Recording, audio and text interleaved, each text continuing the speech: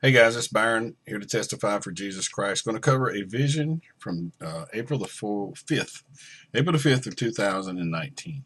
In this vision, I saw massive amounts of aircraft in the skies above the United States. They were so high, it looked like ants, so high up in the sky. There was large aircraft such as tankers, command and control type aircraft, cargo type aircraft, as well as smaller aircraft such as fighters, etc. It looked as if there were so many in the sky, they were having to change their routes to avoid each other. I didn't hear gunfire.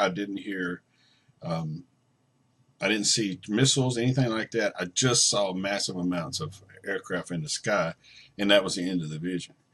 I want to mention at one other time, I saw a lot of aircraft in the sky. It was a dream back from June 2015.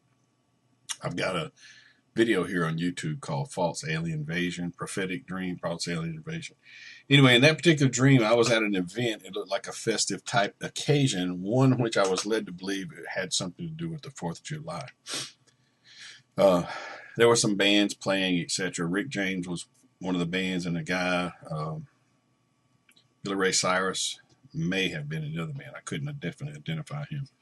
But anyway, I came out of this house where these people were. When I came out, I heard this loud rushing noise, and then I saw an F-14 Tomcat or F-15 Tomcat, whichever one it is, the Tomcat. I saw him come by, and he's just hauling butt, to get by. Then I saw two alien-looking type aircraft. They made me think of command and control. One of them had a mushroom shape, like if you could cut a bisection of a mushroom, the type that you eat on things. The little, that shape was on the front end. As you looked up, you could see it. I recognized that as the head man in charge, but it was a slow-moving Star Trek type thing. Immediately following, when those two went behind clouds, I couldn't see them anymore. 50 MiG-15s. Those are Korean War vintage type aircraft that gave the United States fits in the beginning of the Korean War. We had no way of fighting against them at that time until something new came along.